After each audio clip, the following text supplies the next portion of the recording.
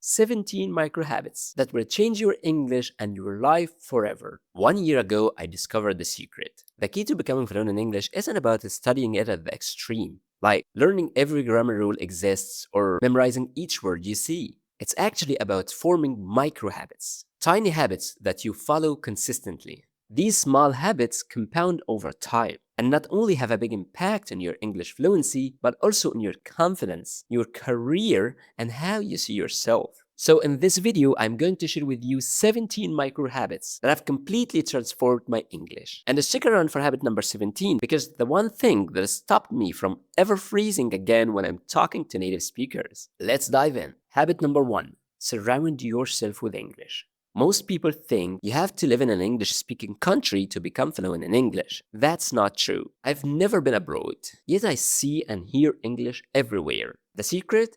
I surround myself with English at home. Here's how you can do it too. 1. Change your phone language to English. Studies show that we touch our phones over 2,000 times every day. If every notification, every setting, and every button is in English, you're forcing your brain to process the language in survival mode. 2. Do your Google searches and your AI prompts in English. Use ChatGPT or Gemini or whatever AI every day, right? From now on, do this only in English.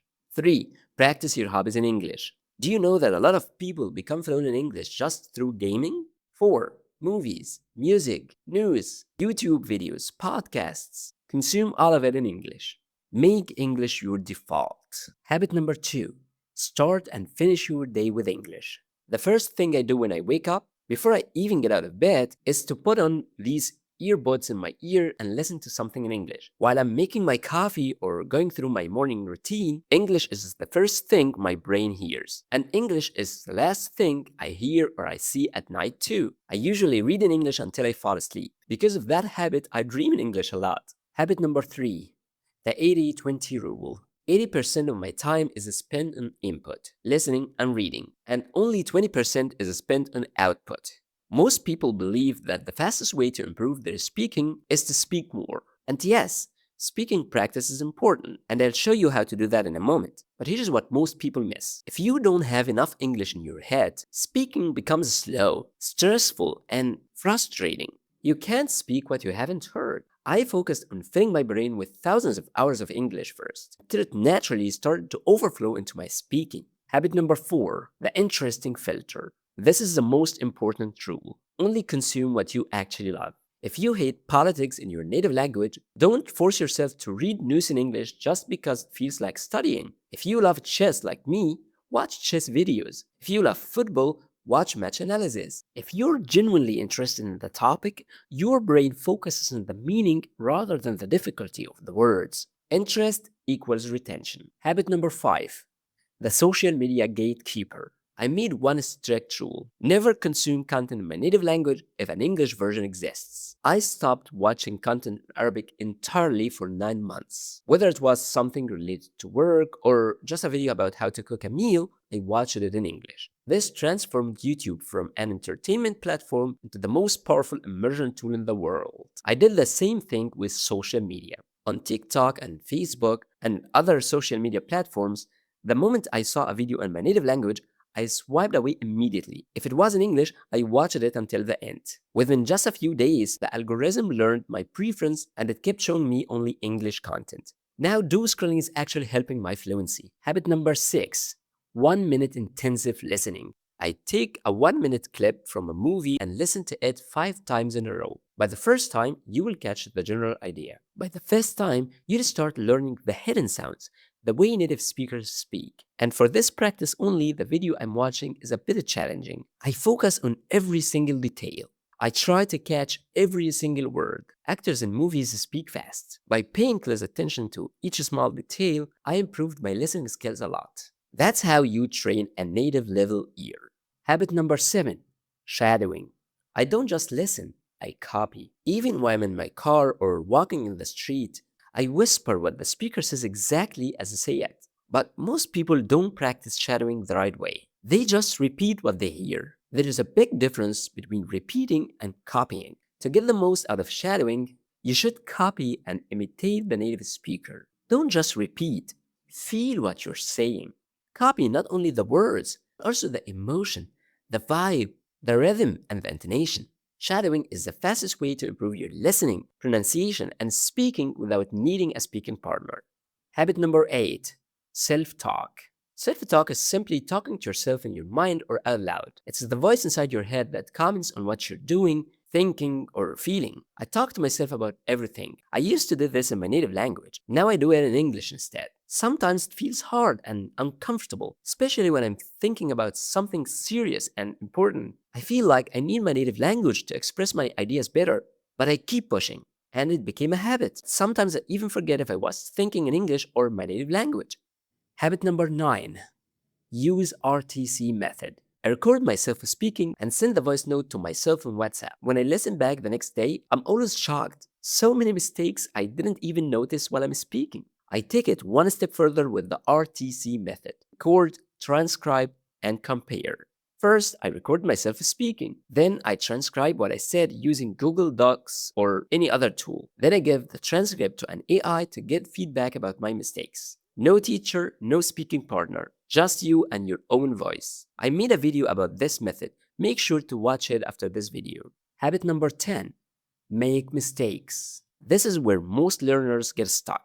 They're afraid of making mistakes, so they don't speak. Or they wait until their English is perfect. I used to do the same. I would think too much, try to choose the perfect word, think about grammar in my head, and by the time I was ready, the conversation was already over.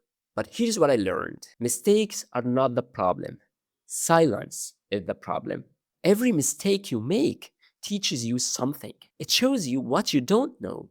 And the more mistakes you make, the faster you improve. So instead of trying to be perfect, try to be active. Because fluency doesn't come from being correct, it comes from being consistent. Habit number 11, work on pronunciation. Most learners ignore pronunciation at first. They think, as long as I can speak, it's fine.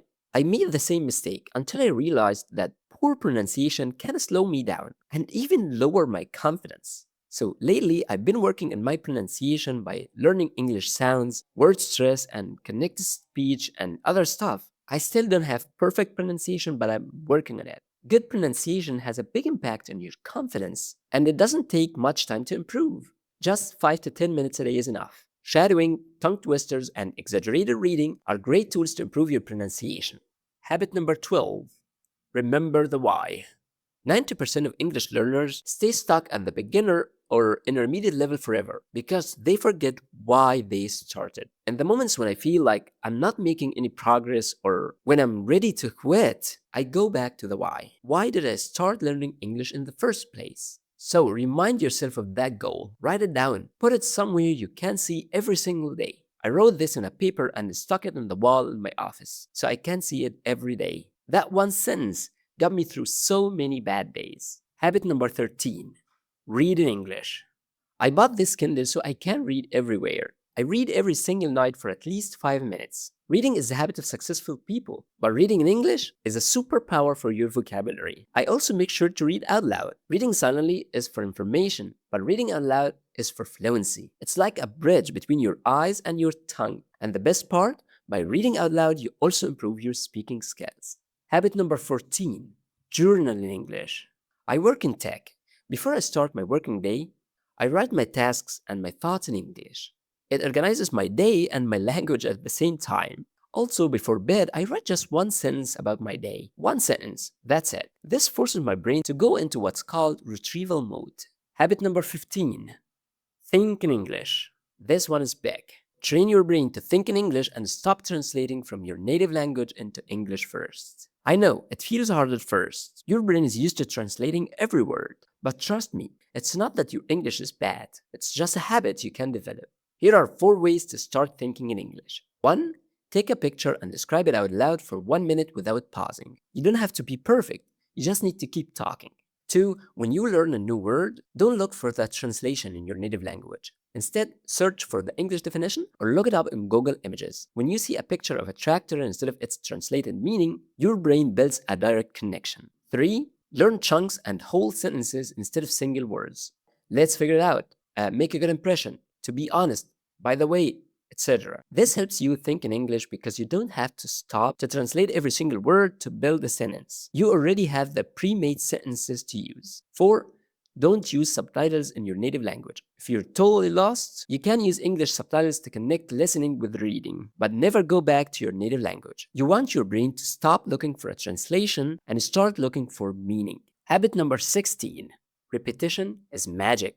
Most learners think seeing a word once means they know it. They're wrong. Real fluency isn't about how many new things you see. It's about how many times you've seen the same thing. I followed one simple rule. I'd rather listen to one podcast 5 times than 5 different podcasts once. I read the same book once and listen to its audiobook again. Every time I repeat the same content, I notice new things I'd missed before. That's deep learning. By the way, you can listen to audiobooks for free for 30 days on Audible. The link in the description below. Habit number 17. The 1% rule. This is the final habit, and it's the most important one. I follow the 1% progress rule. This isn't about mastering the language overnight. It's about being just 1% better every single day. I stopped asking, when will I be fluent?